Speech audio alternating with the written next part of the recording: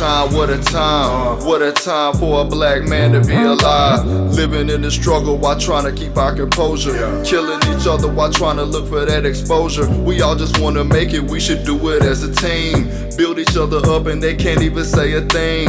Me and all my brothers just stuck together like glue. It's us against the world and you know what we finna do. Woo! Pop a bottle, we in here for celebration. We just wanna be the leaders that's pushing the generation. Take a seat and find your zone for the topic of conversation. Find a way for a positive revelation. Now this really ain't the time to be thinking about yourself, cause we just a bunch of hustlers that's trying to give out some help. We turn the cubs into lions inside of the den. Come and join the brotherhood if you really just wanna win. Hey, I'll make it do what it do, baby.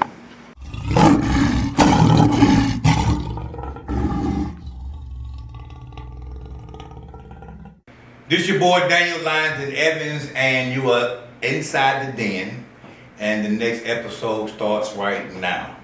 As always, this is an unrehearsed, unscripted show, and as always, I have my co-host Mini-Me to help us with the show today. So, without further ado, I want to introduce you all. This is Introducing Jay the One. This is Mr. Jason. What's your last name, Jason? Pender. Jason Pender, but we all know Mr. Jay the One. Good friend of mine. Tell us about yourself, brother. What's up, man? I'm Jason, also known as Jay the One. I am an artist, photographer, videographer, producer, educator, a whole bunch of different little hats, man. But just a regular dude, man. Come from Tarboro, North Carolina. Shout out to the 252. Came to Durham for school. I went to NCCU. Shout out to the Eagle Pride. But yeah, man, I graduated. I just kind of got back into the swing of wearing all my different hats and stuff. So, man, me and Daniel, we met up. We actually met at the Wright Village. Yeah, the Wright Village. Shout out to Mill. Yeah, shout out to Mill. A networking event. Yeah. And he just had a real good spirit about himself. And we exchanged numbers and everything. Asked him what he did, and when he said photographer, I already started like red flags. Like, I need this guy because we was doing, season 2 of the show. Mm-hmm. I actually met Antonio before we started the actual season. And then just meeting you to kind of give us some different dynamics, man. Like having more than one person to do the same thing gives you a backup look at what we got going on, and so you can see it from multiple different personalities and multiple different lenses, man. I don't know as far as like how long you've been doing photography. I'd say probably about 3 years now. 3 years. But really just now getting back into it the past couple months. And so it was just so strange to know that you do photography, and then to know that you some of the things you do in your life, and then to know that you was a rapper. And I'm like, a triple threat, man. This man raps, does photography, so you can really be your own one-man crew. Yeah. When you done your video, and I did, you showed me the 24 video, and I really just really fell in love with that your flow. It reminded me of Jonah Lucas. Are you a fan of Jonah Lucas? Yeah, Jonah Lucas, he hard, man. Yeah, so I've been listening to Jonah Lucas about a year now, man. You remind me so much of him. So tell me a little bit about some of your own music. Like, what are you working on right now? How did you get started in music, and how do you know this was something you wanted to do? And what are you looking to do to take this thing to the next level? Well, man, as far as like getting started with it, way back when I was just a little kid, man, my grandma, she really the one that got me started in the music. Mm-hmm. Growing up, she was the kids choir director at church, and of course, you know what I'm saying, she the kids choir director. Of course, I'm finna be in the choir, some form of fashion. So she got me in the kids choir, and I was singing and stuff like that. And people used to tell me all the time I had a nice voice and stuff, but I was a So kid. you actually singing first? Yeah, I was singing first in the choir. Yeah, man, church choir, man. And people used to tell me, I had a nice voice, but I never really, paid it no mind at first. I was just a kid, I was doing what my grandma told me to do, so I get my toys, man. Man, would you believe that I used to be in a gospel singing group when I was coming up, man? Yeah, it's a lot more common than people know, man. It's a lot of people that really start in their church. It's crazy, man, because you never know a person's background until you actually just dive into it. But a lot of some of the greatest rappers, man, they start out Mm-hmm. in church, man. Look at Snoop Dogg, you know. Exactly. He actually started in church. His auntie was, you know, a prophet or whatever, and then he did all his, you know, stuff, and then like I guess what maybe 3 or 4 years ago, he came up with that gospel album, and he got a lot of you know blowback from the Christian community, trying to judge somebody and stereotype somebody just because this man. Yeah. I mean, I've become a big fan of Snoop Dogg as of late because he actually has become a real OG. Like this guy has had a couple of different careers, man. Like coming from being a gangster rapper to this dude is a well-known public figure in not only the black culture but the other culture because he's with Martha Stewart and like that's like a mismatch made like what you know like you know what I mean and then to top it all off he has just acquired Death Row Records from Suge Knight like something that we thought would never happen and he said that him and Suge Knight has been like cool for a while and they so to know that this guy has been in this realm for a long time, man. So still going hard. Just performed at the Super Bowl. Exactly. So I'm like, man, I'm a Snoop Dogg fan, man. Like as a late, but you know, it just wasn't. It's just one of those things that when you know, opposite attract and just not judging a book by its cover, because I would have never known that you, rapper, photographer, would be a school teacher. So tell us about your school, your 9 to 5. How do you provide? How do you make your ends meet? So, yeah, man, I went to NCCU. I got a music education degree from there. While I was in school, of course, I wanted to be involved with music, but I didn't really, want to keep singing at the time. So I joined a band, and I had been in band since like 6th grade all the way to senior year of high school. Then I graduated, went to Central, joined the band there. So band has always been kind of like a big part of my life. So I thought about, teaching band. Mm-hmm. But I ended up at elementary school teaching music there, which I mean, that works too. I mean, it's still been cool, man. Still making a difference in kids' lives. That's really all that I wanted to do. You know what I mean? So what's your favorite part about your job and what's your passion about what you do? I just like the fact that, for one, there's a lot of like representation like at the school, like as far as staff, like the principal, she's a black woman, the assistant principal, she's a black woman, and they really, have a lot of love for not only the students but the staff too. And then just the environment, like how they're so non-judgmental, and they really let you be yourself as long as of course you're a school teacher, you got to do everything, but they don't really be on your head too much about as far as like your style of teaching and like the way you carry yourself. As long as you're being professional, you can be yourself. You know what I mean? So you teach them music. Yeah, music teacher. Okay. And it's been a crazy ride so far, man. But it's been a blessing for sure. Different avenues with the music, man. So what's your favorite instrument? What's your instrument of choice? Man. Really, I'll say the tuba. The tuba is really like my favorite just because growing up, my grandpa, well, he's not really my grandpa, but my grandpa basically, he played bass. And playing bass was always something I wanted to do, but I just never had a chance to do it. So when I saw the tuba, when I was in school, grade school, I was like, man, I want to learn how to play the bass when I was on the tuba. It's kind of like the song, same thing. I didn't get to play it in college, but back in high school, that was my joint, for sure. Man, I was a part of a gospel music group, and it was during the times where, like before, like maybe from 6-year-old all the way up to like 16.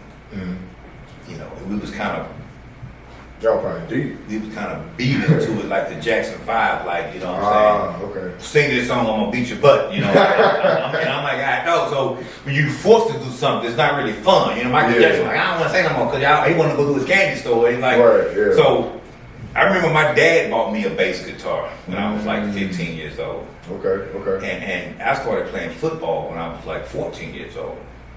So he actually made me play football because he was like, you eat me out of house and home, you doing, I mean, you got in the football field and to whatever. Yeah. Just like you need to be doing something active. Yeah, that's true. And So I went, you know, he took me to the football coach, kind of like he moves like, hey, this is my son. He need to be on your team. You know what I'm saying? Yeah, And the coach was like, what position he play? He don't play nothing. You got to put him in. You got to figure it out. So I was a huge Emmitt Smith fan then. So, you Okay. know, I love watching Emmitt. So I wanted to play running back like Emmitt Smith. But I fell in love with the game. You know what I'm saying? Like playing. I just love watching it. But now I'm playing it so I can become like the people I'm watching it. So Right. I patterned my game style after Emmitt Smith because that's the dude I'm watching, you know. Yeah, for sure. And so my daddy come and brings me a guitar home for me to learn how to play a bass guitar. And I'm like at the house, and you know I started playing football in the streets, pick up and run. Yeah. And we played in the streets. You did tackling in the grass. Mm-hmm. But you run the street, you get two-hand touch in the street or whatever it was, but the rules we had back in the day. And I was in there, man, playing that guitar, man. He had to practice an hour a day. I would look out the window, man. My boy was throwing that ball. I'm like, man, I'm shooting. I'm looking at the guitar. I'm looking at the guitar, look at the ball. Look at the guitar, look at the ball. I'm like, man, I popped the string on, hey, man, it don't work. I don't know what's wrong. He said, man, you did this on purpose. Because he's looking at the thing, like, this thing ain't breaking. He said, look, if you didn't want it, why you just attempt it? I ain't had the heart to. Yeah, that's your dad. But so I never learned how to play the bass guitar, but I was given the bass guitar and the amp, and he actually ended up taking it back and selling it and got his money back. So I wasn't mad at him, but you know I just should have checked me first. I want to play football. You know what I'm saying? It's all good. Everybody got the answers. You know what I mean? So you rap, you do. You teach young kids. You do photography and all that. As a rapper, as an artist, you know, because you sing too. So as an artist, I can't say as a rapper because you know You do a little bit of both. you grew up in the church singing. Right, yeah. Little Tevin Campbell, tomorrow will bring. Oh man, you ain't gonna get me up there. No. So, who do you listen to when you were being inspired, or who do you listen to when you're trying to like if I was to go on your playlist, who would be the artist that would have the majority plays on your playlist?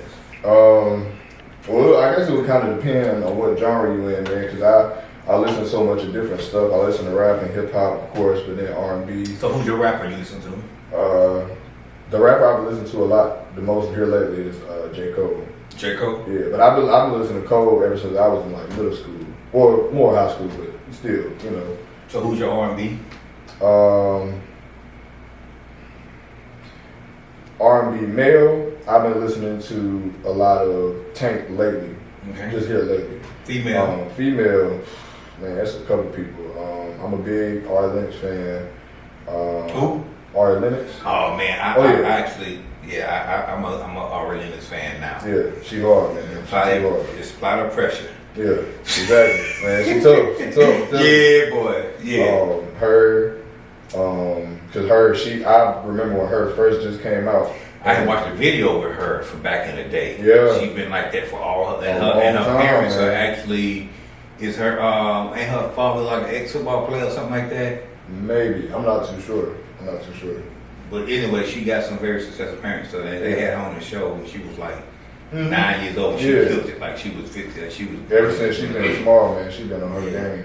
So gospel, who you listen to on gospel side? Man, I gotta bump that Kirk, man, for sure. Kirk Franklin? Yeah, that's really like Old school Kirk and new school. If you got both.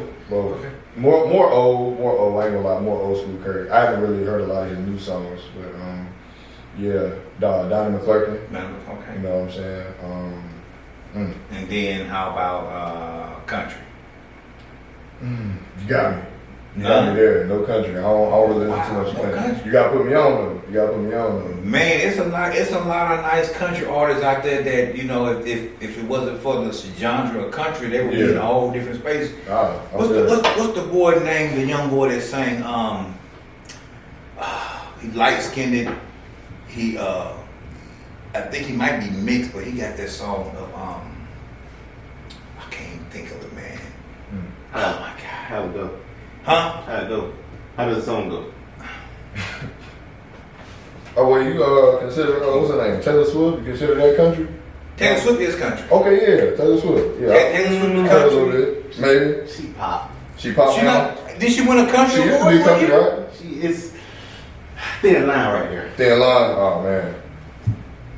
Okay, well, I would say you know who Ulian Blowfish is, huh? You know who that is? Yes. You know who Garth Brooks is?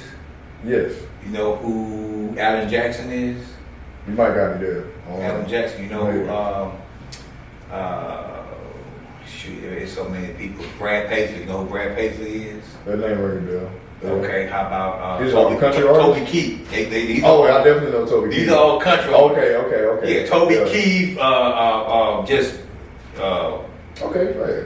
Garth Brooks, those guys, Yeah. you know. I definitely heard Reba that. McEntire back in the day, you know what I mean? Oh, yeah, I It's a definitely lot of, heard that inside. Yeah. it's a lot of country artists that, you know, they got some good songs, but you know, just for the actual genre, you know, I'm not a heavy country rotation, but I do have some country on my playlist. Like I got a playlist that is like it's most schizophrenic that you can ever Got some hear. everything in It go there. from Jackson 5 to Bones of the Harmony to Toby Keith to Gretchen Wilson to doggone Usher, Eminem, all in the same, Michael Jackson, all in the same playlist. Like if I'm traveling, I do a lot of traveling. If I'm driving 13 hours, I want to be able to ride out without having to hit the fast forward button. Like just Right, this stuff. And so I just put a playlist of this just for Yeah, driving every purposes movie, yeah. only. I got a playlist for just working out, and I got a playlist for you know other things too. Yeah, you know, sure. when you boomerang type stuff.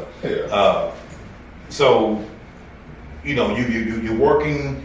You're a working man now. Mhm. You know, you're professional. I consider you a professional. You know, music artist because you got different genres of music that you do. In terms of entrepreneurship, what's your outlook on entrepreneurship? Do you have anything you're working on right now, solo as an entrepreneur?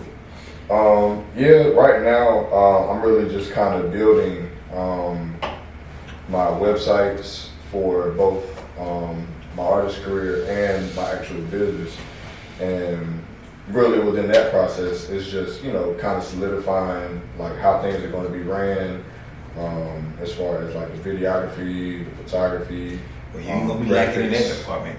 Huh? You gonna be lacking in that department. Oh, no, man, I'm trying not to. I ain't trying to like at all, man. You know? I'm trying to get like you, man. But, Well, you know, the key to success and great leadership is your staff, the people you got around you. You know what I mean? Because I know nothing about videography, but I have a guy, you know, here and here that knows this stuff. So Yeah. if I'm the kind of person, and Antonio know from this season, he's been knowing that I stay in my lane, bro. I don't pretend to know how to do your lane, so I depend on you to do your lane. Right. But when it come down to my lane, I'm gonna work my lane and like it ain't never before. You know what I mean? Yeah, So absolutely. I stay in my lane, but so do you already have a game plan for your business as Yeah. a artist and as a photographer? I mean, like you got everything Yeah. already figured out already? So pretty much like each portion or part in the business will eventually be to the point where I'm not even really touching it. Yeah. Within 5-10 years. That's the goal. You know That's what the I'm saying? ultimate goal Put for people in everybody who got a positions where they business. do it. The object of having a business is to grow it and make it so you ain't got to touch it. Mhm. But you do have to work it with passion until you get to that point because eventually it'll be able to just, you know, take care of you for the rest of your life. If you take care of it, it'll take care of you. And that's the ultimate goal of all entrepreneurs is to be able to walk away from it and still maybe get paid. Exactly. Yeah. So right now that's just pretty much the process I'm in. Just busting my ass in every like angle that I can while I still can, and then eventually, you know, it'll catch wind. And the more wind it start to catch, the more people I can bring in, you know, and then eventually I'm hands off. You know what I'm saying? Well, of course not hands off, but I ain't gotta buzz my ass too hard because I got people working for me. But you have another photographer that you did with on the side, right? The one that done your video, right? Yeah. So the guy, what's his name? The one that done your video? Oh, that's my boy Bam. That's my Yeah. frat brother. Yeah, he has. What his is he own- doing? I mean, how's his career? Like, what does he got going Oh, on right now? man, he's well established. He works with different companies right now, and he has his own business too. So we really do more so kind of like a partnership type thing. Well, kind of sort of, yeah. Like whenever I need like a video done, like he's usually the first guy I call. You know what I'm saying? And then we have, you know, kind of moments where he might call me if he has something that he might need extra help with. You know what I'm saying? Kind of like bartering services, if you will. But, Yeah, I mean, do he got some kind of, do he got a need for like is he at the status of like apprenticeship, or is he at the status of trying to get somebody to teach what he's doing, or has he got that level yet or not? He could definitely, like, if he wanted to, have some classes and teach people like how to go about videography and cinematography. But I think right now he's still just in the building stage himself, to where he's just trying to, you know, How just long work. you been doing it? He's been doing it longer than me. Like how many years? I'd say probably about 8, 9 years now. So he been doing it 9 years. How long you been doing it? Videography, I'd say probably about 3 to 4, right around the same time How as long you been photography. Oh man. 10. 10 years. Yeah, since high school. That's pretty interesting. Yeah, I mean, he might have been doing it longer than that. Well, the I don't reason why I know. say that is because, you know, maybe we need to have a meeting of the minds and bring you all together and see where your expert levels at, and then maybe we can start some type of do some classes or something, some apprenticeship classes, so that you all can monetize what you all doing to help some other young people, because you got people that wants to get into this space, but they don't really know where to go, they don't know how to start and things, and so, you know, It's intimidating. turning cubs into lions, you know what I'm Yeah. saying? You gotta take somebody, each one teach one. If you have a mentor and you want somebody to, you know, be mentored, so, you know, I'm interested in like bringing people together like that to actually help advance their career and help somebody. So, I mean, you already do music education, you know, and you get your boys and stuff, man, and so let's put something together, make something happen like that. I want to Yeah, make this guy. because it's intimidating, man. Like What? like even with people wanting to learn what the camera, like even wanting to get into, it's intimidating for them. Yeah. It's like, because it's like, I don't know what I'm doing, and they think, oh man, y'all going crazy. It's just like, bro, it's simple. Yeah, you learn every single time you Every pick up the camera. time you touch your camera. Yeah, You one thing I learn told every him time. when I first met him, look, don't leave the house without your camera. Cause you never know when something gonna happen. That's your tool. That's your you know, extension to your eyesight is that camera. Yeah, Cause you right. might not be able to see something, but that camera can see something that you can't see. Always take that with you, whether you plan on doing something or not, because you never know when something will happen, and you might be the only experienced person around. Let's say breaking news happened, and you got your camera in your bag, and you like, man, let me do it. And you the only one that's got a camera around. Yeah. Now that footage is worth what? I'll pay you $20,000 for them cameras, that picture, because you the only one that got it. Boom. That's when you say, you know what? I'm glad I am who I am. You know what I mean? You can just take pictures and stuff and make something happen. And then even if you got to do something later and edit it, man, think about it was the person. They had those little throwaway cameras. Remember back in the day, the little disposable The cameras. white, black ones. We went on a family vacation. Me, my sister, my brother, my mom and dad, and all that. And we all had our own disposable camera, because you're gonna be looking at different things. Everybody gonna be doing something different. Right, yeah. And I remember my sister took a picture of the sky on accident. Took a picture of the sky. When she got them pictures developed, it was an actual image, like an angel that she had actually captured with that. Nobody could have seen that. That's crazy. But because she had that camera picture, At the see, right time. and this is the thing that people don't realize, that we live in two different worlds, spirit world and the natural world. That's true. Things are happening around you that you can't even see right now in the spirit world. With the You're natural gonna world. popping pictures off, you don't even know, and then you pick up a doggone image on there, like, where this coming? Right here in this doggone room. So having that type of ability to do that, man, that's a really good skill to have, the baby. And then, you know, I was talking to the guy that I was telling you about that had those cameras, equipment stuff. He said he used to do weddings and stuff. And when he was doing his weddings, the pictures, he said his wife had them do it. He able to retell the story of their wedding through the pictures, man. Like, and then he put music behind it, and it's like being able to tell a story. Like, you got a photo album, you can flip through that photo album and tell a story from when you was born to Oh wow. all that. And man, that is an awesome skill to have to be able to tell a story. And wedding photography.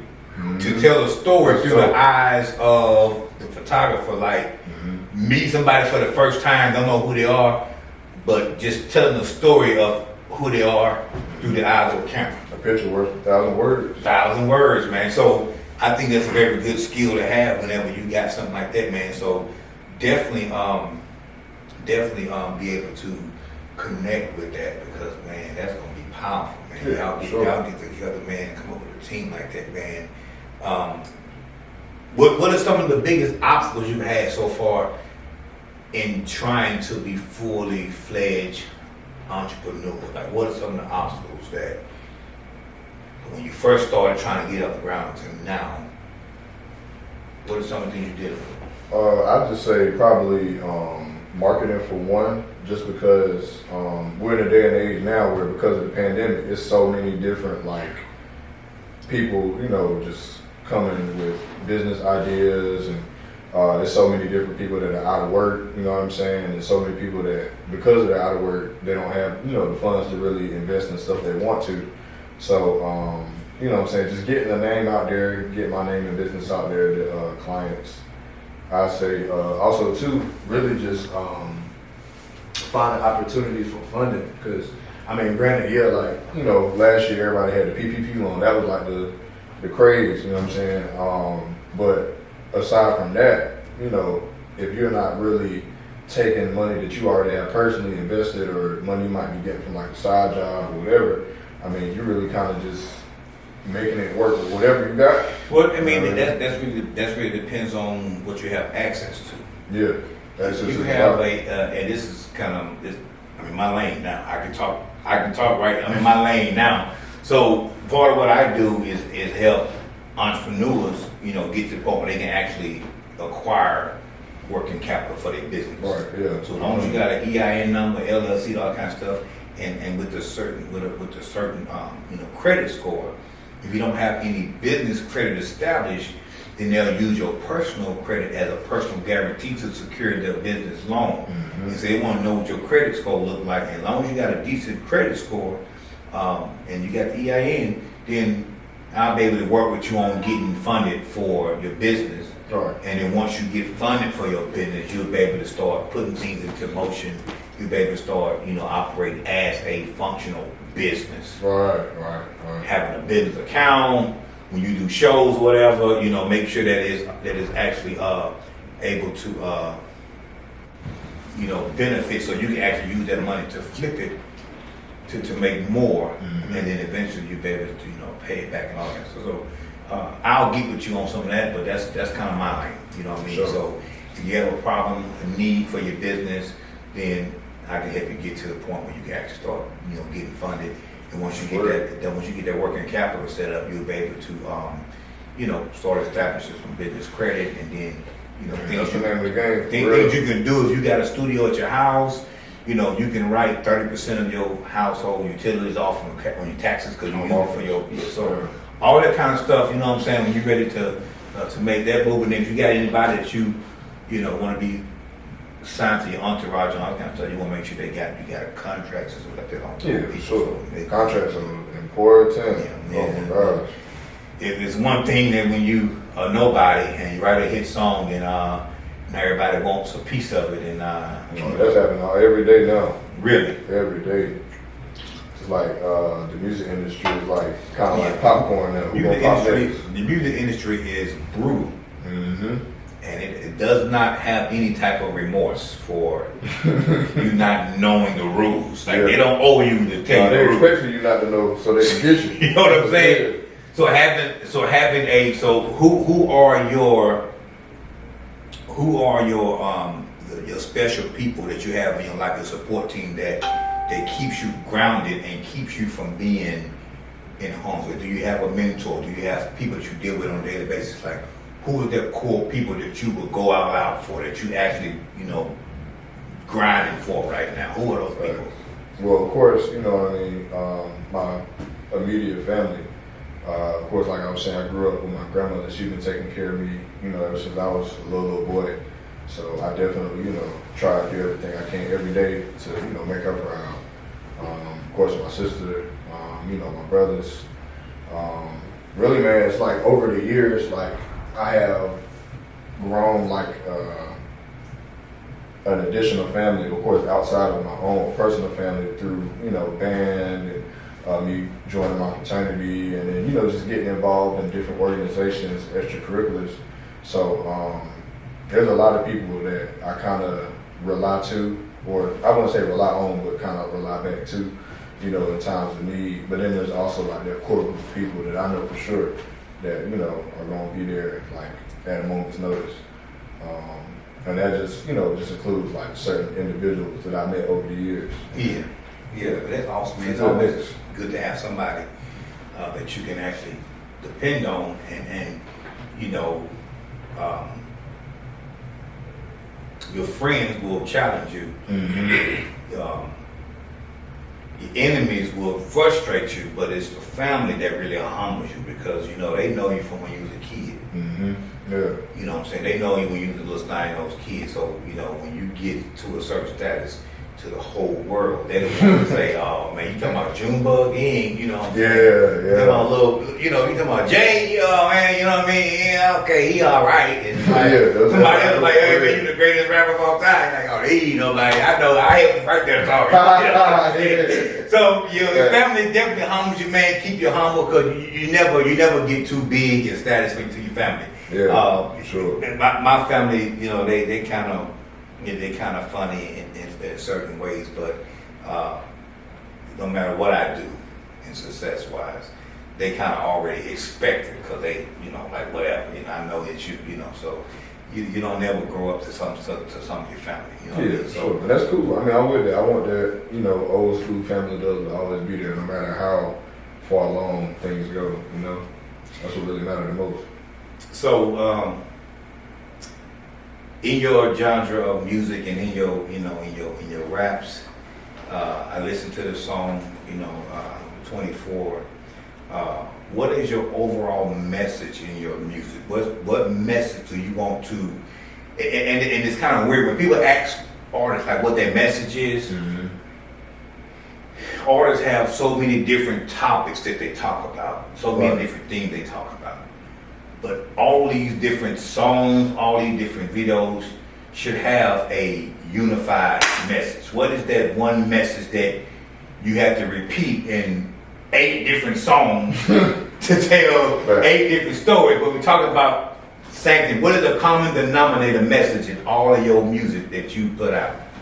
I'd say the common denominator message would really just be, you know, no matter who you are, you know, where you come from, what you've been through, where you've been, if you really just, you know, work hard and you don't let like any outside, you know, crazy BS like throw you off your path, you can do anything you want. You know what I'm saying? Because I tell people all the time, I never imagined I'd be in the point that I am right now. You know what I'm saying? Some people, I ain't nowhere. You know what I'm saying? But to me, like, I'm living my dream. You know what I'm saying? Mm-hmm. Like, because when you come from, you know, I don't even want to get into that. Well, I mean, we had a conversation before, you know what I'm saying? Yeah. When we went all down in there, you know what I'm saying, deep into the root. But, you know, you don't be ashamed to be traveling at the speed of you. Facts, right? Yeah. I travel at the speed of me, because I know that, you know, I could be further along, but would I be enjoying my life if I was further along? Right. Like the story of the tortoise and the hare. You know what I'm saying? The rabbit was so fast he had time to go screw off and take naps and all that kind of stuff. But the turtle was able to see everything happening because he was able to move at his time, taking his time. You know what I'm saying? And you have to really be in love with the process of getting to where you're going. Like when you go to the destination, you know, sometimes the actual joy is the drive, the journey. You know what I mean? We know you're going to Disney World, but what happened on the way to Disney World? Right. What happened on the way is better, is more fun than the actual park, because you go and ride the rides. Like, I'm tired of these rides, let's go back home, but I would get back in the car. And you know what I'm saying? Yeah. So don't be intimidated by the journey and just enjoy the ride, man, because where you are right now might not be where they want you, but you say you are enjoying your life. Yeah, and that's the ultimate goal of being successful, is are you enjoying it? Yeah, man. Like where I am right now is, you know, what I dreamed about doing years ago when I ain't had nothing. You know what I'm saying? I know that I got way more to go, but see, that's the character of somebody who's grateful when they're enjoying the current. They dreamed about the current stage of being, you know, where you are. And to somebody else, they're like, you ain't nowhere yet. But he like, when you've been so low, I'm where I need to be. so when you so low, you say, I want to be here and dream like that. And you that like, dude, you done accomplished some things, man. Yeah, sure. You know what I'm saying? But here goes the challenge, though. What's the next level? You here, you're comfortable. Yeah. But in business and in success, you have to be comfortable with being uncomfortable. Right. Yeah. So you got to get to a place where you can actually challenge yourself to think big, because this was a childhood dream of yours. Okay, so what's the adult dream? I know Jason still I know you got some more dreams left. So so what are your dreams in like as a big kid? You know what I'm saying? What are your grown man dreams? Like what do you want to get accomplished before you die that you haven't already done? I'd say for sure, as far as the artist career goes, man, just keep doing what I've been doing. You know, keep making music that, you know, really tells my story and the story of the people around me, and making music that people want to hear, and, you know, just putting it out there. Also, too, really just, you know, as far as the business goes, provide opportunities for people to grow and learn and, you know, excel. Because eventually I want the business to, you know, kind of do like we were saying before, have like opportunities for people to learn. If they want to learn a skill, all right, well, we have classes on this, you know what I'm saying? You take the classes, you know, we can hire you, you know what I'm saying? You want to learn how to take pictures, cool. Come sign up, we'll hire you after you finish the class. You want to do videos? And when you just said that, I just had a spark. You already are an educator. Right, yeah. You teach music. You can become a teacher of photography. And because you rap and sing, rap, if you take the music away from a rap, what is it? Just the beat. If you take the music away from a rap, Oh, the words, sorry. I spell it. it's poetry. Yeah. Yeah, poetry, yeah. So you can actually start a poetry class and help people tap into their inner self and pull out those. And then if they have any desire to be a rapper, let's put some time with some music Yeah, behind put it. some music on. You know, hey, that's not how. I don't know how a song is created, but it sounds like there will be like a recipe. Like, Yeah, okay. you know, you got like a beginner's course where you just doing poetry, and then a advanced course where you actually turning your poetry It's an into actual song. songs and then recording. I That'd mean, be cool. I ain't never think you about can that. have like a little one-stop shop, like a little community college where like you're teaching that, you know, Yeah. and they can sign up for each program, either the photography program or, you know, the music program or learn how to write, become a writer, you know. That'd be cool. You know. So what's your motivation, man? What's your motivation to like attack this stuff and be able to really dive into it, man? Head first. What's your motivation? Well, I got a couple different motivations, man. For one, of course, my mother. My mother, she passed when I was 10. She had a brain aneurysm. So, you know, ever since then, like, I always, you know, told myself, like, I gotta put up for her, you know what I mean? Because she was an entrepreneur as well. She was an author. She also, you know, helped people with their taxes and stuff like that. She had a little business going on. And, you know, I just watched her, you know, just kind of get it out the mud from the very beginning. Out the mud? Yeah, for real. And, you know, between her and my father, like, I feel like that's really where I got a lot of my work ethic from. Cause, like, Man, it's funny to say that out the mud, man, because people say getting out the mud, but we came from the mud. yeah, when you're really from the mud, you really know what they mean when they say that. I'm saying, I'm talking about like from the beginning of time, we came from the mud, man. Yeah. When God was creating the world, He said, "Let there be," and everything He said just happened by His command of His voice. All right. So He created the whole world with His voice.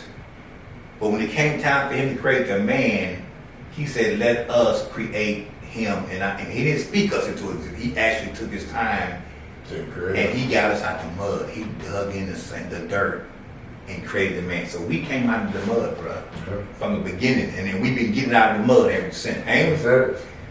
So you know, you go back to your roots, man. Hey, let's get it out the mud, bro, because ain't nobody gonna do nothing for us until we do it ourselves. Exactly. You know what I'm saying? So it's one of those things, man. You have to actually like just be really serious about what you're doing, because those times when you don't have anybody motivating you, Hey, What you gotta do? you gotta get it out of the mud. That's the only way. You gotta get out the mud, and you gotta motivate yourself, bro. You gotta push yourself. You gotta talk to yourself like, hey man, I will get this done. I will make my mom proud. I will make my kids and my sister, my brother proud because I came from the mud, and just because I came from the mud, don't mean you got a right to treat me like dirt. Right. Yeah. That ain't gonna happen. You know what I'm saying? So, you know, you just got to be really intentional. And so, when we talked before, you know what I'm saying, we had a long conversation, man. I really feel like that conversation that we had in the office, man, was really is what really bonded us together. Yeah, for You know sure. what I mean? And we talked about a couple different things. And one of the things that you was really passionate about was mental health. Oh yeah, for sure. And how that plays a part. So what's your story dealing with mental health, and who do you know right now that's currently doing bad and needs, you know, like tell me about your experience, you know, with mental health. Well, honestly, man, I didn't really get into the whole mental health thing until I came to college, but you know, everybody has their own story, you know, things they deal with that kind of, you know, affect them in a certain way. Like I told you, you know, my mother, she passed when I was at 10, but even before that, you know, it was certain things that were going on in, you know, the household and the community, you know, the neighborhood, you know what I'm saying?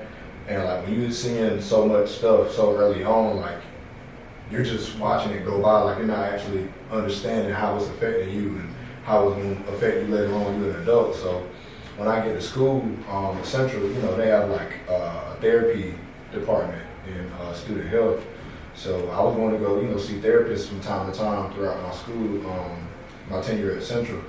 And yeah, man, I was just finding so much more about like why I was the way I was and why I thought about things the way that I did, and how I, you know, it was actually beneficial for me to actually talk that stuff out, because you never really know how much trauma really plays a part in the way that you go about your day-to-day life, and honestly your health too, like physically, like, you know what I'm saying? So I'm a really big like person on, you know, like taking time to really, you know, take care of your mental, like your emotional stability and stuff like that. You know, I encourage people to go to therapy all the time.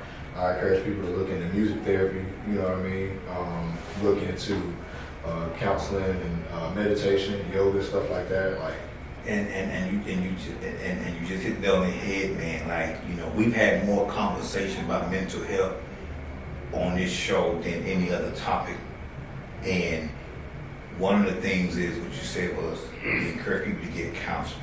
Mm-hmm. Now, as a African American man growing up in South Mississippi, you know, being from where I'm from, you know, black men don't take too kindly to being counseled and things like that, because we feel like it's a sign of weakness, because we grew up knowing that, look, you don't show no sign of weakness, you just whatever you need, you push past whatever's going on, and you become more mentally strong when you don't let excuses get in your way, and we don't let these emotions get in your way.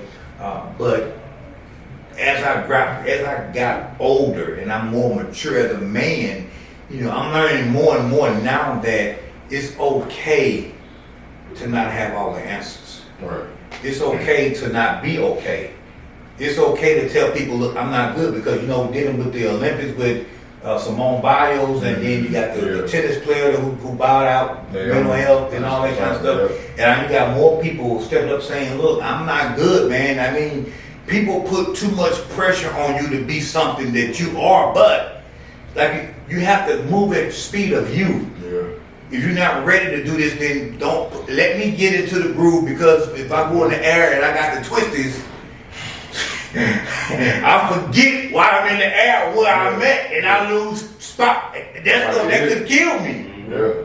I'm not going to let nobody put in a position where I got to perform at your level and I'm not ready, and because I got something going on back home, or because I got something going on, like my mental need a break from being great. Sometimes I need to be able to just say, I'm not good today. Or maybe, you know, I don't want to be, you know, the great leader. Then let me just be, you know, a follower. Let me, because if you are a leader, you have to have a leader. Right, yeah. Because your leadership have to get leadership from somebody else. You know, you have to have that place where you can say, let me get my head together and all that kind of stuff. So it's funny that you say what you said, you know, about encouraging people to go get counseling. Get yourself checked out, man. Yeah, sure. If you driving a car that's the computerized car, and that when the chips in the computer go bad, it'll lock the whole car up. I'm telling you. Because that chip made something, got a glitch in it. Mm-hmm. And so if you got a glitch in your system, or if you got a mental glitch, then ain't nobody gonna be able to be beneficial to you. You know, if you actually, you know, got some stuff on them. So take the More harm time. than good, for real. Man, take the time. So this is your, he ready for his close-up. Talk to your people. You got your people on Instagram right now. You got your people right here. This gonna be close shot. This is directly to you, man. Give people your overall advice for how to deal with the mental health and how to help somebody else that's going through mental health. Talk to your people, brother. Well, man, you know, if you follow me or, you know, you're a fan of mine or, you know, whatever the case might be, you know, I always kind of tell people the same thing, man. Like, whenever you got something going on, like, don't be afraid to talk about it, man. That's coming from me being a person that was not really that good about talking about stuff now, you know. And that happens, you know, things in life happen, and honestly, the only thing that you can really do is confide in the people that are around you that you love and trust to help you get through these situations in life, man, because it's getting crazy, you know what I'm saying? With that pandemic, you know, Russia and Ukraine. Oh my God. Oh my God. And then on top of that, you got your own personal stuff at home and at work and, you know, social life, whatever, man. It's always something going on. So please, like, make sure that you know, reach out to people when you need help, and when you do need help, like, you know, stop, give yourself a second to breathe. Don't do nothing irrational. That happens. It definitely happens. But stop, take a second to breathe, call up your people, man, and make sure you're taking care of yourself, man. Do things that make you happy. You know what I'm saying? When's the last time you went for a walk? When's the last time you went to the beach? When's the last time you took a day off to just sit at home and watch TV? You know, whatever your thing is, make sure you set some time to yourself to really, like, do something that makes you happy too, because that will help. Especially if you so used to being in a routine, go to work, go pick up the kids, or go to the second job, come back home, go to sleep, wake up, do the same thing again. Routines will tear you up. So make sure you talking to people, make sure you're doing things that make you happy, and make sure you find some space for you to really just kind of be one with yourself, you know? That's my advice. That's awesome advice, brother. I really appreciate your honesty, man, and Sure. being transparent, man, because, you know, that's the thing that I feel is key when you're actually helping somebody with mental health issues, is being transparent. Because nobody wants to know that they're going through something by themselves. Right. You know, a lot of times as men, we can talk better as men because, you know, even though you are your age and he's his age and mine, we all are in the same boat, man. We just at different ages of our lives right now. And if I can tell you something at 41 that you might not know, by the time you get to 41, you can say, oh man, what was telling me something. So to help you like navigate through life, and like I said before, that was one of the reasons why I really felt necessary to actually start this podcast. Been listening to podcasts and seeing shows and stuff for a long time. One of the podcasts I was watching before I started mine was Hot Box with Mike Tyson and I Am Athlete with the NFL players on and everything. And I really liked the way they, you know, it was like they do mental health checks on each other. They say, okay, 1 to 10, where are you mentally? 1 to 10, where are you emotionally, financially? And they give a report every week on how they are in those areas, you know, 1 to 10. And if they're not, you know, as close to 10 as they need to be, then let's talk about why you're at a 7 instead of a 10 so that we can help. And then as men, you're able to talk through your issues and you realize that, you know, you ain't no different than me. We just kind of grew up different and everything. And it's how you respond to that adversity that actually makes you, you know, able to pass this on to the next generation. How do you get through? How do you get through that? You know, my daddy told me coming up that there are 3 types of men. There are men that never learn from their mistakes. There are men that learn from other men's mistakes, and there are men that So they never learn. They learn from somebody else. They learn from their own mistakes. Right. Those are the three kinds. So you have to decide: are you the kind of person that's going to actually learn from somebody else's mistakes, or are you going to learn from your own mistakes, or are you going to be the person to say, You ain't learning at all. I ain't learned nothing? You know what I mean? A mistake is worth making if you can learn and you can help teach from that particular mistake. Yeah. But we have too many people that's not being 100%. They're not being 100, man. You know, if I ask you a question, how do you get to this level, and you can't give me all the steps, then you ain't being 100. Right. You know, because most people think that becoming an entrepreneur would mean that you're gonna be rich and you're gonna get everything you want. No, I mean you have to sacrifice your own personal finances to put into the business. That business has to be number one. Right. You have to work it yourself. You can't expect nobody to be able to work in it and depend on nobody else. Okay. You know, you're already behind the 8 ball when you start, because they say 98% of entrepreneurs will fail the first year. So you're already out the gate, you know, behind the 8 ball. So you have to be 100 with yourself and say, look, yeah, it is worth it, but there is some pros and cons to being an entrepreneur. Definitely. There's a pros and cons for being, you know, in a place where you're not getting a paycheck, but you're actually creating income for somebody. So we just have to be able to be, you know, when you're dealing with people, just be intentional, but be, you know, transparent, so you can actually help effect some change. And then, you know, after that, man, you know, always strive to get better. What you know right now is not going to get you to the next level. So you got to study above what you know. Always a student. To advance, be a student. When you think you know everything, you done lost. Right. Yeah. You done. When the moment you think you know everything, you done already lost, bro. Because you can't be coachable if you're not able to. Can I tell you that? Huh? Can I tell you that? Yeah, and so, you know, it's somebody who done everything you done already. And they got the t-shirt for it and everything. And you still trying to think. Everything we doing right now is a remix from old school. History always repeats itself. You know what I'm saying? And even our kids think that they coming up with something new. They ain't doing remixes. The kids in your class, if they remixing stuff that you did when you was a kid, like, man, you ain't nothing new under the sun. Every idea that had already been thought. There's new ways of doing it. New ways of doing it. So you just remix. That's why it's called a remix. Because you go back with the original and you mix it to come up with a better way of doing it. You know what I mean? Once again, A better way to do poetry is turn it into a rap song. Right. You know what I'm saying? You a poet, for real. You a poet with music, but you're a poet. You know what I mean? You know, to make it happen. So that's just one of the things that you really have to, you know, fall in love with your craft. Like I told Antonio, you have to be in love with what you're doing. Right. You gotta be in love with it, because that one time that you book a job and nobody shows up. And you get mad and want to quit, or the moment somebody owes you for a job that they ain't paid you yet, and you're like, I'm done. you can't be done. You know what I mean? Yeah. I mean, you don't love it. Because we talked about this with Lord Fly, that if you set out to do a thing in life, your first love should be just doing that. Right. And the Bible said that your gifts will make room for you. Now, doing your passion turns into pleasure when you can actually get paid for it. Right. Yeah. But your first responsibility is to do this thing. Just do it. Do it for a hobby, and let your hobby turn into income. And then you know if you don't get paid for it, guess what? I like taking pictures anyway. Right. Yeah. That's what I do. I do it for free. Right. But since you're gonna pay me, this is my price. Right. You know what I'm saying? Right. You know, and don't be scared. Don't be scared to tell people what you're worth, because your time is money. Oh yeah. And your energy is money. Especially when you're getting better and better. Exactly. So everything you do, you strive to do better, man.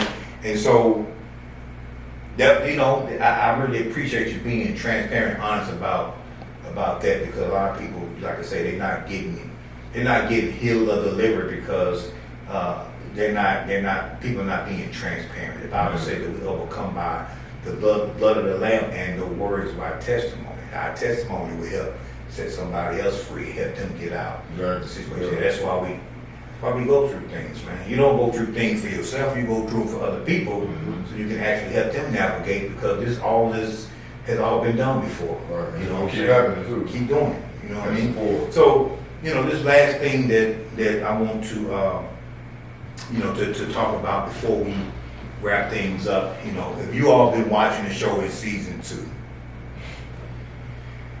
if you've been watching the song in season 2, you've noticed from season 1 to season 2, we've gotten a whole lot intentional on what we're doing. And one of the things I wanted to do with season 2 was I wanted to come out with a theme song. So me and Mr. J, we had a long conversation, man. It was a heartfelt conversation. I'm not gonna go into the details because this is my man's story here.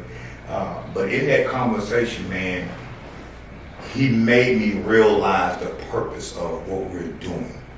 And after having a conversation with him, because I was so intrigued by his skills to rap and his articulation, because he's a school teacher and things like that, I say, I want to put you to the test, brother. I want to see what it would sound like if you was to write a song with the basis of this show, Inside the Den.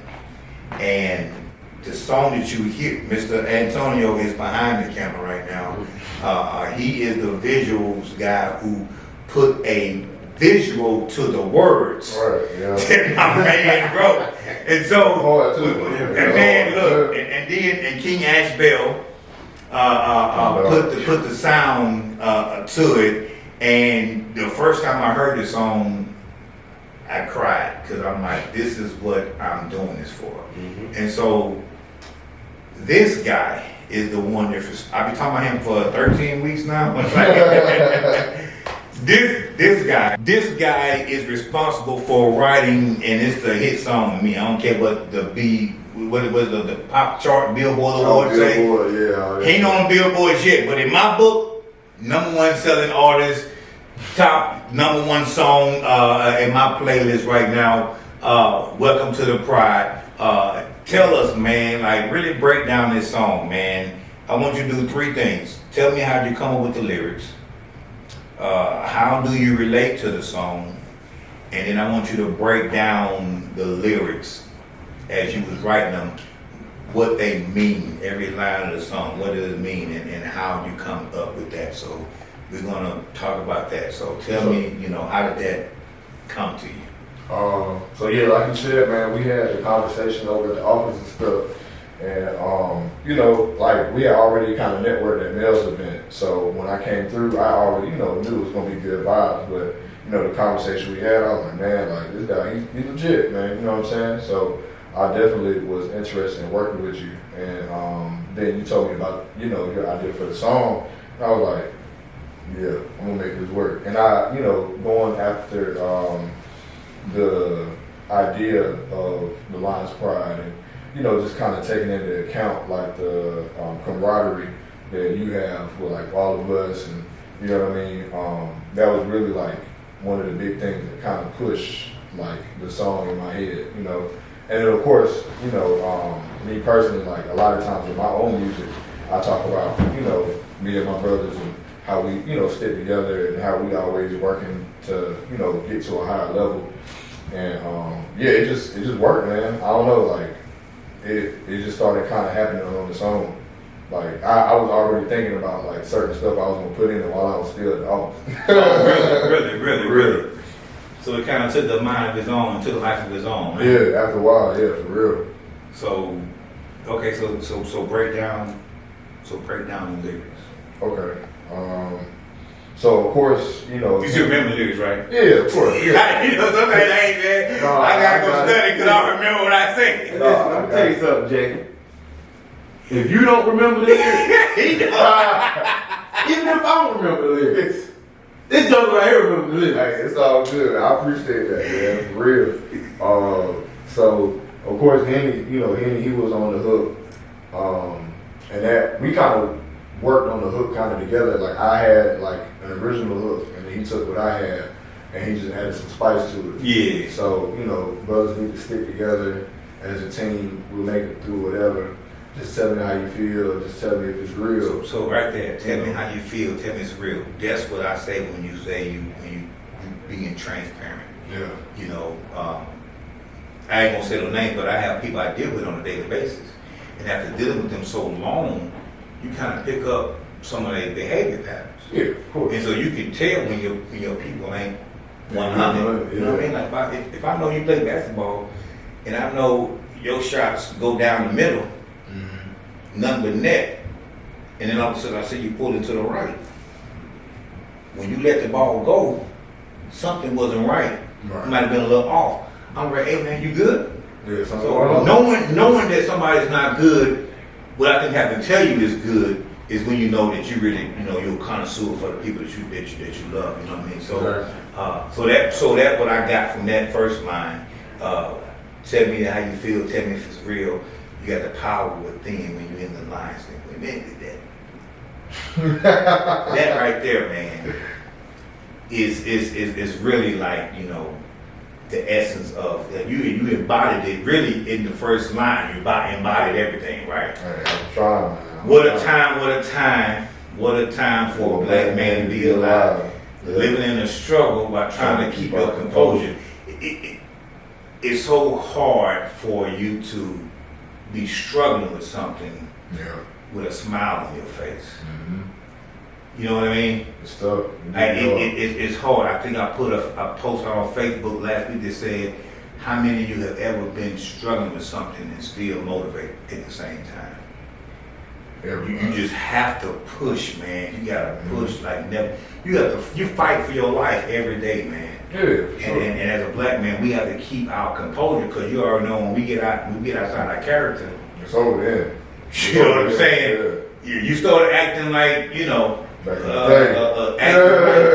acting like a ninja. Then the game over. They already don't let stereotypes and everything. Mm-hmm. So it's so important that you keep your composure, man. I've been stopped by the police, man, about 3 times, and this is why I say it's so important that you keep your composure while you're struggling. I was going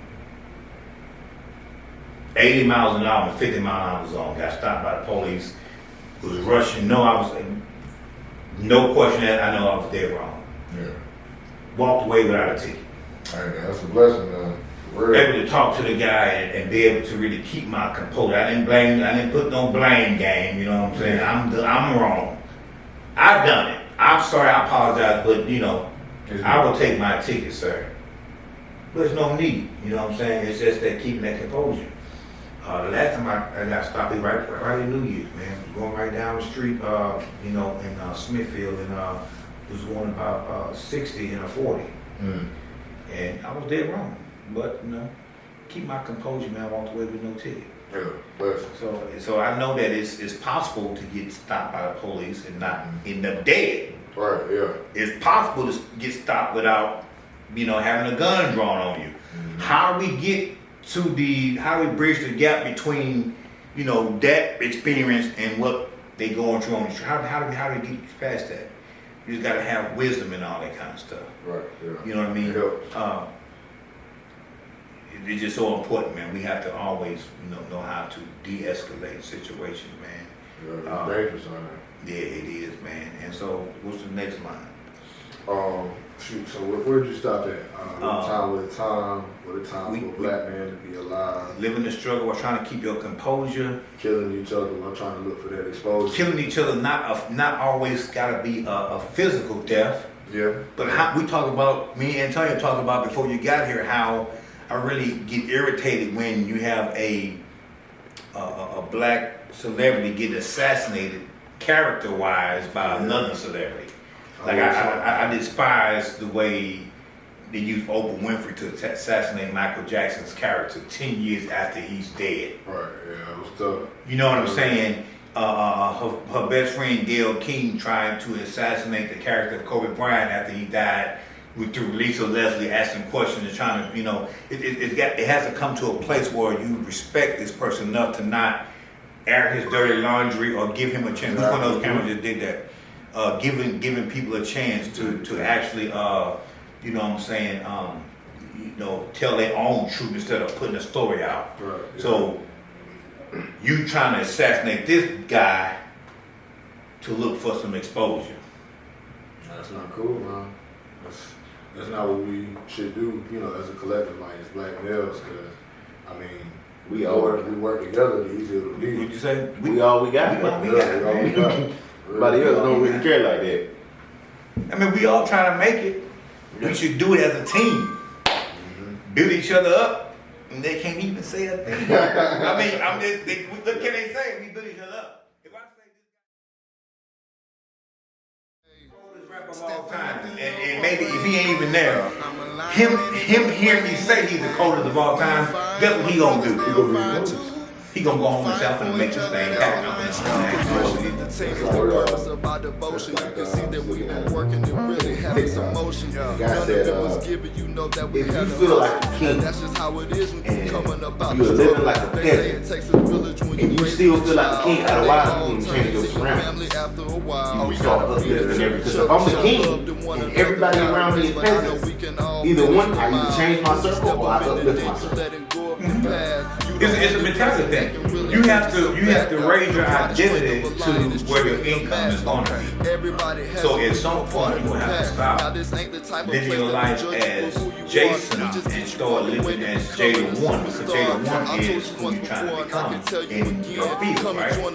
So what does Jada One look like? How does Jada One think? How does Jada One operate? See, if you start doing the things while you're at the bottom of the mountain, when you get to the top, it's gonna become second nature. Like I'm already here. I was already made for the spring. Let me just go ahead and walk into that season, speak it into existence. So that's how you elevate your identity, by elevating your personality. Like you just said, you raise your whole game. Your game plan is up. You raise your game up to be where you need it to be. So we as a team, build each other up. They can't say a thing. Me and my brother just stuck together like glue. It's us against the world. We finna go ahead and make it happen. So, if we can go. Even the Bible says that if one can chase 1,000, two can put 10,000 to fight come out demons and stuff. We come together as a unit. How much can we get accomplished if we start killing each other? Start assassinating each other? And we start building each other up, we start patronizing each other. I told somebody the other day is the reason why I know that I'm gonna always be successful, and success is different for everybody. Yeah.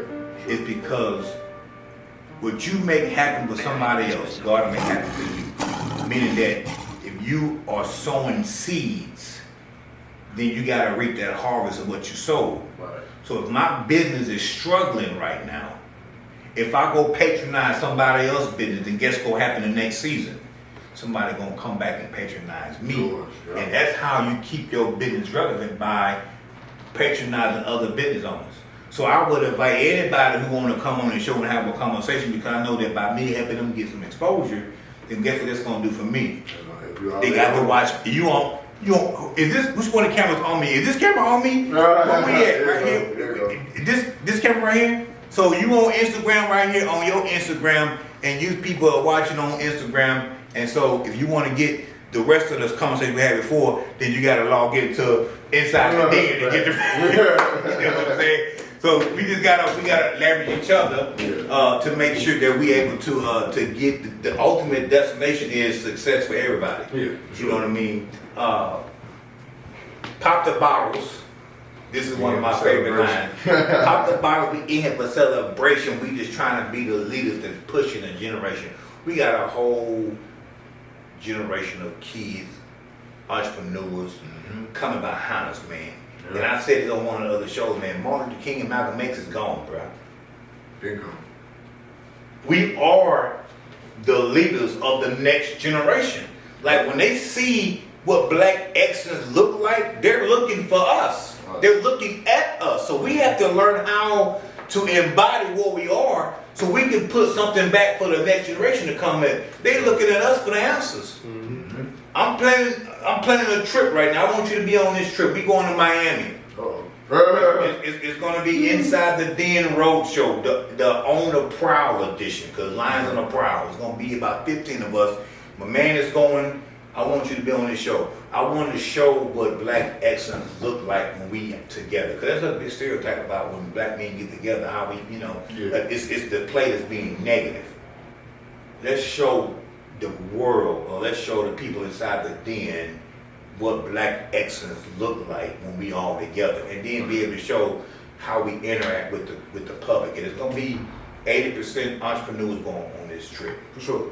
You know what I mean? A couple of my nephews gonna be on it, but I want you all to be part of this trip, because this is gonna be a guy bonding type situation, and it's gonna be one of the first projects we do leading into season 3 of Inside the Den. So we want to be able to, I want to, on the air, I want to welcome you, invite you to the show, so you can actually be part of that. And you know, I believe that there's going to be a video coming out of this, and you know, you all can get together on the video and work as a team. And I need another song out of it. You know what I mean? So we can make this a group project, man, and do this thing, man. And when we promote this next season, man, I want everybody on board, man, and I want to be able to leverage what you got going on to everybody else with this school, this mentorship program, this apprenticeship program, man. Each one teach one, man, because this is how we're going to be able to get the next generation. What's the next line?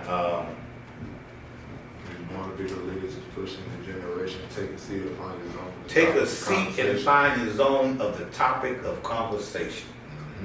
Take a seat, man. What's your zone? Let's talk about what you're good at. Let's talk about what you're passionate about, because you can hear me talk all day. I want to hear what's inside your heart. I want to hear what's inside your mind. I want to hear what Antonio likes and what you like. And so when we talking, you know, I see your face light up when certain topics are talked about, because you're like, this is what I'm passionate about. And I asked him before, like, all your songs combined, what's the overall message? Because that's what you're going to be talking about most of the time. If you love money, you're going to talk about money all the time. You know what I'm saying? If you love music, you're going to be talking about music and me all the time. So, you know, find a topic of conversation. You know, this is, you know, these topics are important for people to be able to catch hold of, because everybody's not talking about mental health. Everybody's not talking about, you know, entrepreneurship. Everybody's not talking about that, you know. So being able to find a topic of conversation is just as important as meaning that we have something relevant to talk about. If we sit around and talk about a bunch of foolishness all day, then what are we actually doing for? What are we actually teaching? Right. If somebody asks me, what are you doing inside the den? What are you doing with those guys inside the den? What's the message being inside the den? And I said the overall message is that, you know, this is a brotherhood. Right. Yeah. This is a place that we can go to, and we can actually just be free to be who we are, because you're ridiculed by the world every day. You got to go out there and fight the world every day. So when you get to the point, who do you talk to? A couple weeks ago, we had my man on the show, and the topic was, who do black men vent to when we need to vent? Who we talk to? Because you might talk to your woman, she might not understand where you come from, because she don't have, you know, she wasn't born a man. You could talk to your brother, you could talk to your father, your pastor, whoever but you talk to somebody, because holding this stuff in and thinking that you're cool, you good, man, you're gonna either explode or implode. Right. If you don't get this out.